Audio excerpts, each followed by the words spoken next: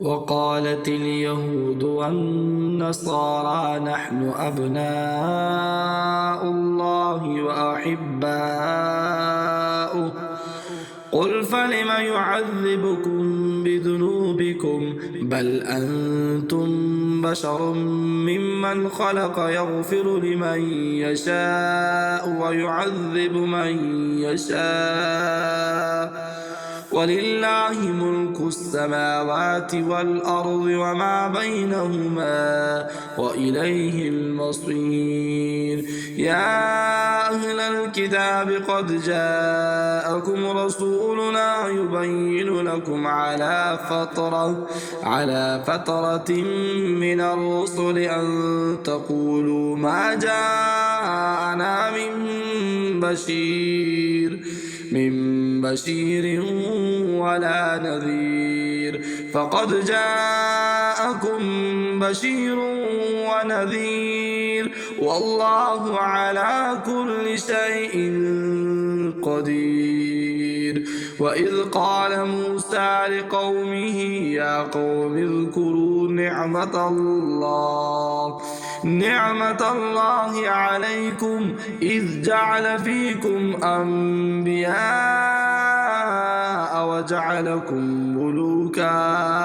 ملوكا وآتاكم ما لم يؤت أحدا من العالمين.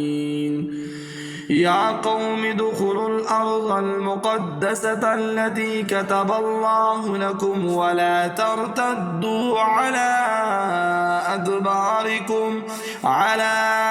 أدباركم فتنقلبوا خاسرين. قالوا يا موسى إن فيها قوما جبارين وإنا لن ندخلها حتى يخرجوا منها فإن يخرجوا منها فإنا داخلون. قال رجلان من الذين يخافون أنعم الله عليهم ادخلوا عليهم الباب فإذا دخلتموه فإنكم غالبون وعلى الله فتوكلوا إن كنتم مؤمنين. قالوا يا موسى إنا لن ندخلها أبدا ما داموا فيها فاذهب أنت وربك فقاتلا إنا هاهنا قاعدون.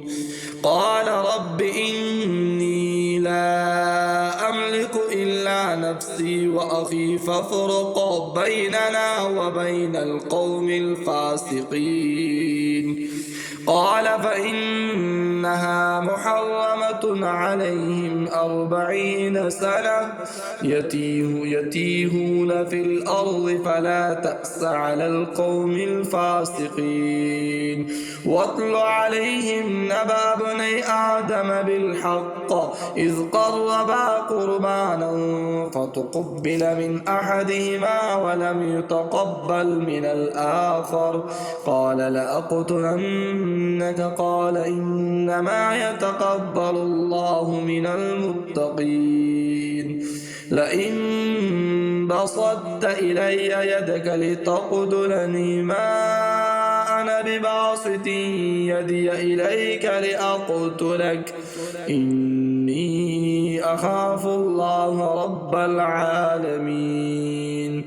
إني أريد أن تبوء بإثمي وإثمك فتكون من أصحاب النار وذلك جزاء الظالمين.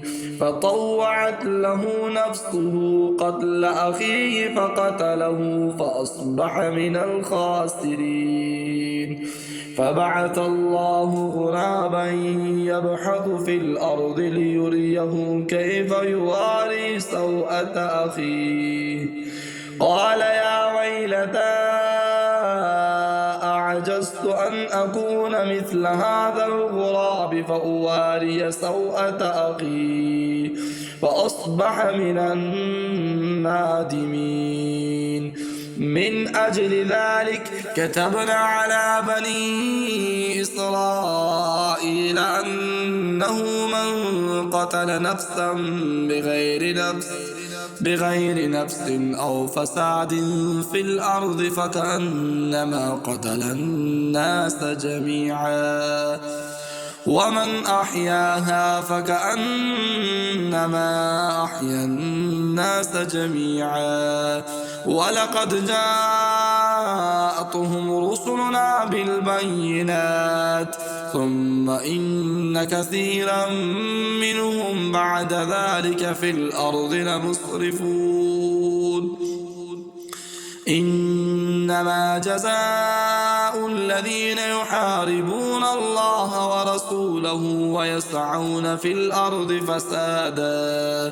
فسادا أن يقتلوا أو يصلبوا أو تقطع أيديهم وأرجلهم من خلاف أو ينفعوا من الأرض. ذلك لهم خزي في الدنيا ولهم في الآخرة عذاب عظيم.